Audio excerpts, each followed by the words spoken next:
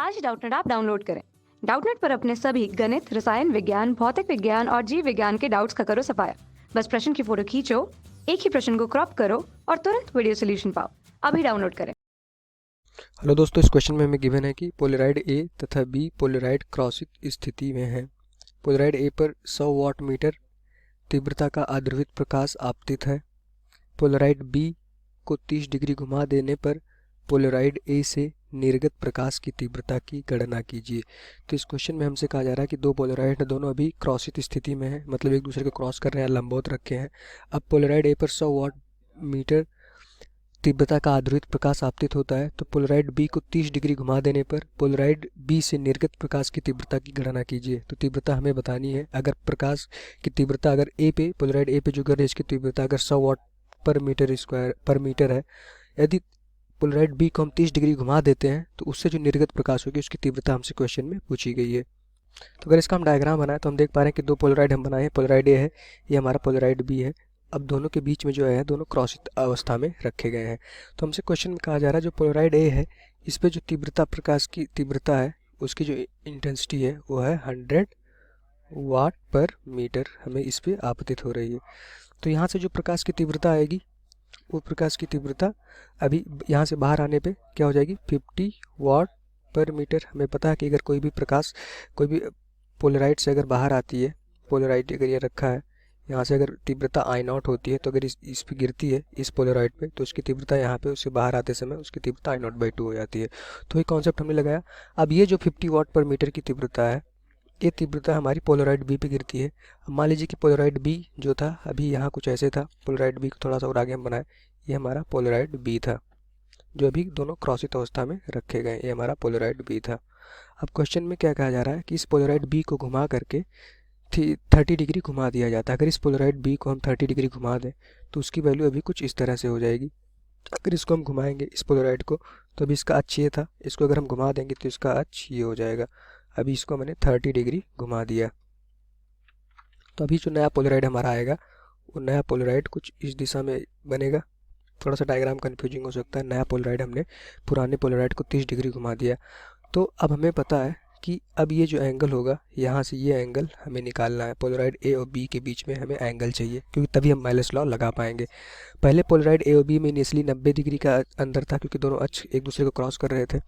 अब जब इसको पोलराइड बी को 30 डिग्री घुमा दिया जाता है तो इनके बीच में जो एंगल हो जाएगा वो क्या हो जाएगा 90 माइनस 30, क्योंकि अभी ये 90 था, अगर इसको हम 30 डिग्री ऊपर उठा दें तो हमारे जो ये एंगल बचेगा वही एंगल हमें निकालना है।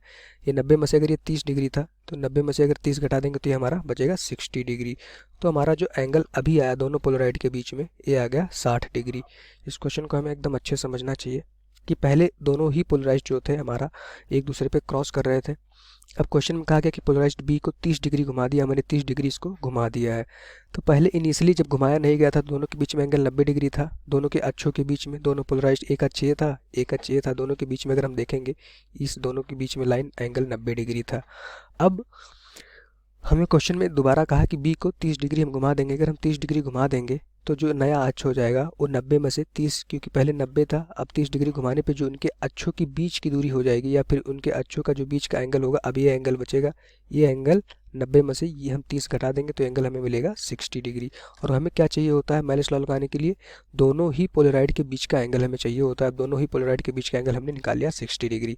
अब अगर माइनस का नियम हम लगाएंगे, अगर इस बी पोलराइड पे 50 वाट पर मीटर की तीव्रता गिरती है तो वहाँ से जो बाहर आएगी जो निर्गत प्रकाश होगी उसकी तीव्रता हमें पता हो जाती है कि जितनी गिरती है उसकी तीव्रता 50 into cos square theta time घट जाती है। तो पहले 50 था इंटू कॉस स्क्वायर थीटा की वैल्यू आ जाएगी 60 डिग्री।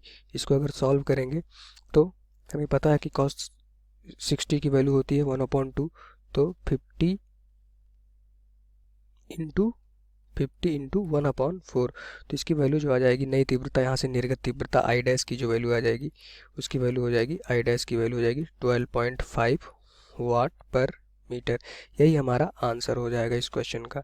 यही हमसे पूछा गया था कि जो यहाँ से पोलराइड बी से जो प्रकाश निर्गत होगी उसकी तीव्रता क्या होगी। पोलराइड बी से जो प्रकाश निर्गत होगी उसकी वैल्यू हो जाएगी 50 इंटू कॉस स्क्वायर 60। इस क्वेश्चन में समझने वाली बात थी कि ये एंगल 60 डिग्री हमें निकालना बहुत ही इंपॉर्टेंट है। अगर वो हमने निकाल लिया तो ये क्वेश्चन हमारे लिए बहुत ही आसान हो जाता है। पहले पोलराइज्ड 100 वाट पर मीटर की तीव्रता से पोलराइड ए पे गिरा, वहाँ से बाहर निकला तो उसकी तीव्रता आधी हो जाती है। अब ये 50 वाट पर मीटर की जो तीव्रता थी वो पोलराइड बी पे गिरा, जो 30 डिग्री एंगल पे घुमाने पे आया था। उनके जो दोनों पोलराइड के बीच में जो कोण था वो 60 डिग्री अभी बन रहा था। 60 डिग्री हमने निकाल लिया है। घुमाने के बाद जो एंगल आया 60 डिग्री आया, यहाँ से हमने रख दिया। अब हमें पता है कि दो पोलराइज्ड अगर एंगल थीटा पे है तो उनकी इंटेंसिटी जो होती है, निर्गत प्रकाश की इंटेंसिटी, वो हो जाती है कॉस स्क्वायर 60 या थीटा से मल्टीप्लाई कर देते हैं उतने में। तो यहाँ से जो हमारी नई इंटेंसिटी आई आई डैश की वैल्यू, जो हमारे पोलराइड बी से जो प्रकाश बाहर आएगी उसकी इंटेंसिटी, ये हमारी आ गई 12.5 वाट पर मीटर, जो हमसे क्वेश्चन में यही पूछा गया था। तो हमारा आंसर यही होगा, ये हमारा आंसर होगा। Thank you. कक्षा 6वीं से 12वीं से लेकर नीट, आईआईटी, जेई वो एडवांस के लेवल तक 1 करोड़ से ज्यादा छात्रों का भरोसा। आज ही डाउनलोड करें डाउटनेट ऐप या व्हाट्सएप करें अपने सारे डाउट्स 8400 400 400 पर।